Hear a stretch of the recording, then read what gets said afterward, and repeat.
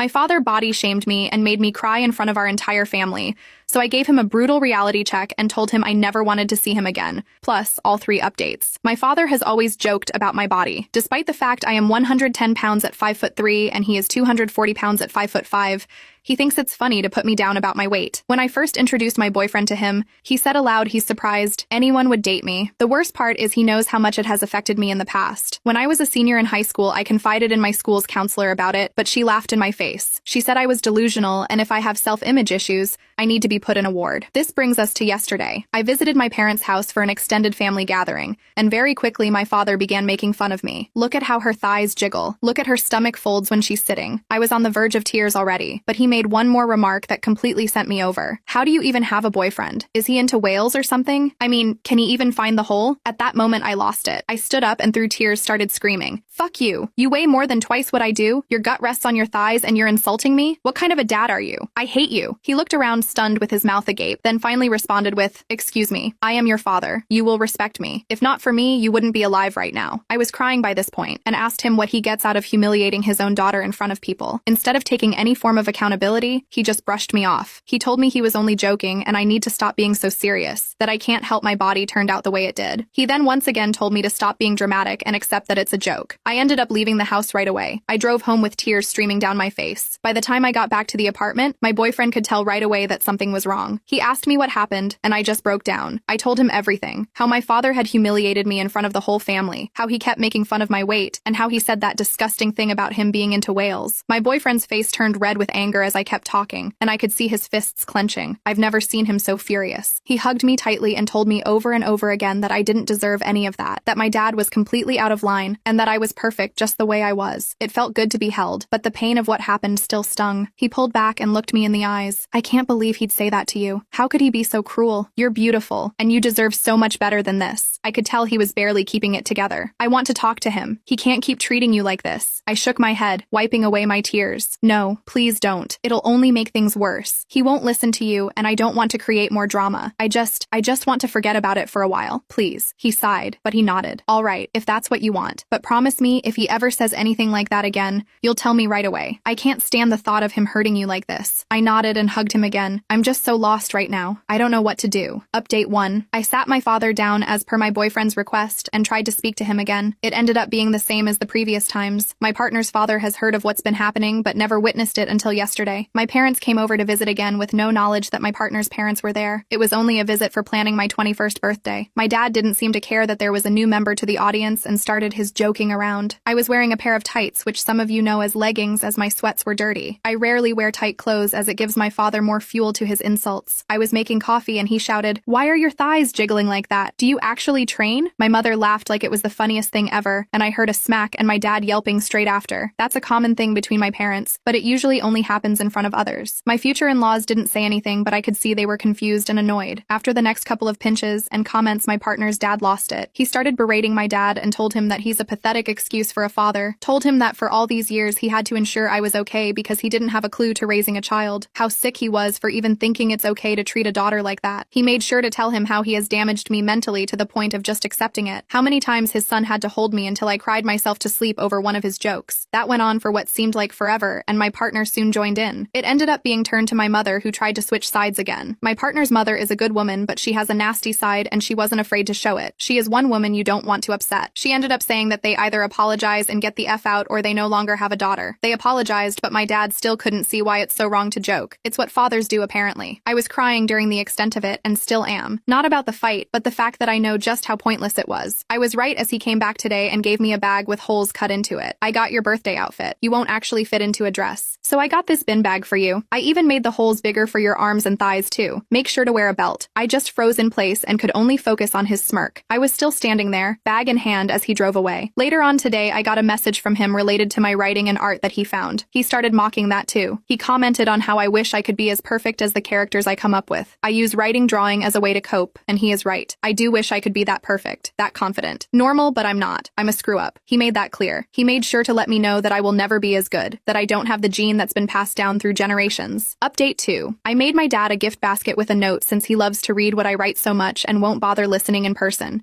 This is what I wrote to him. Dear Dad, since you like my writing so much, I decided to take the time and spell this out for you. This basket contains many options to help you. I've noticed your body has lost its good shape and is honestly just not pleasing to look at. So I have included many workout pamphlets and personal trainer contacts to help you with that. One in particular will surely help you with that stomach of yours. I can only imagine your frustration having a daughter that is fitter than her father. Since you clearly love taking your frustrations out on me, I highly recommend reading through the therapist contacts I have included in this basket. I will advise you to let mom seek out these therapists too, as her backbone is non-existent and she lets awful men walk all over her. Fun fact, 110 pounds for a woman that is 5'3" is healthy, if not bordering on being underweight. However, 240 pounds for a man in his 50s and is just scraping 5'5" is concerningly overweight. I would suggest taking care of that. I would hate for someone to start mocking you about it. It is very unpleasant. Now, all pleasantries aside, this will be the last time you hear from me. This will be the last time I call you mom and dad. Since I have all of my documents, I no longer need to converse with you. Your names have been taken off the guest list for my 21st that you so graciously refused to help pay for. If you do show up, I will have police escort you off the premises. If you show up at my new house or merely follow me to the store,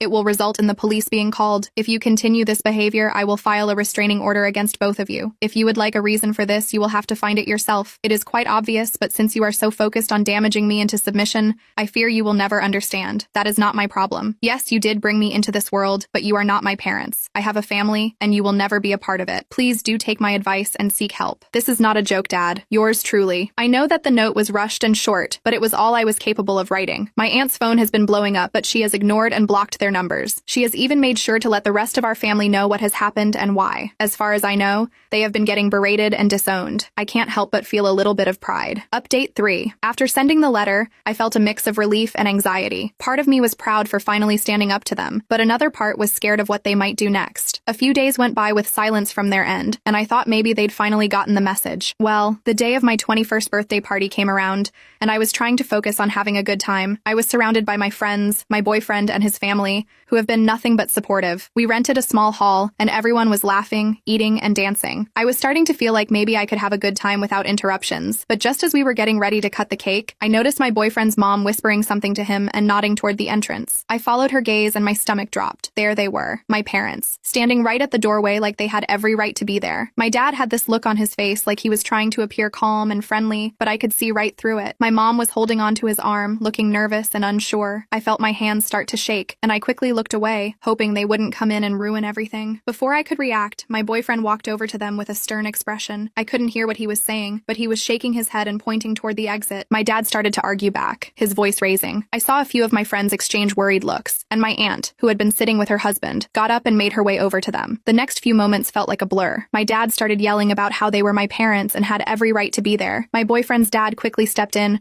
trying to defuse the situation, but my dad just kept getting louder, insisting that they had come to apologize and that I was being ungrateful. By this point, everyone at the party was watching, and I felt like I was going to be sick. I saw my boyfriend's mom pull out her phone, and within minutes, 2 security guards walked into the hall. They must have been nearby because they arrived so fast. One of them approached my dad, trying to calm him down and explain that he was causing a disturbance and had to leave. My dad, of course, wouldn't have any of it and started ranting about how they had no right to remove him from his own daughter's birthday party. The security remained calm and repeated that if he didn't leave voluntarily, they would have to escort him out. My mom, who had been quiet the whole time, suddenly started crying, begging them to let them stay, saying they just wanted to talk to me and make things right. But it was too late for that. The damage had been done. The security gave them one last warning, and when my dad still refused to leave, they took him by the arm and led him out of the hall. I could feel everyone's eyes on me, and I just wanted to disappear. I could see the pity in some of their faces, and that made it even worse. My boyfriend came back over to me, wrapping his arms around me and whispering that it was going to be okay, that I didn't have to worry about them anymore. But the night was already ruined. I tried to smile and enjoy the rest of the party,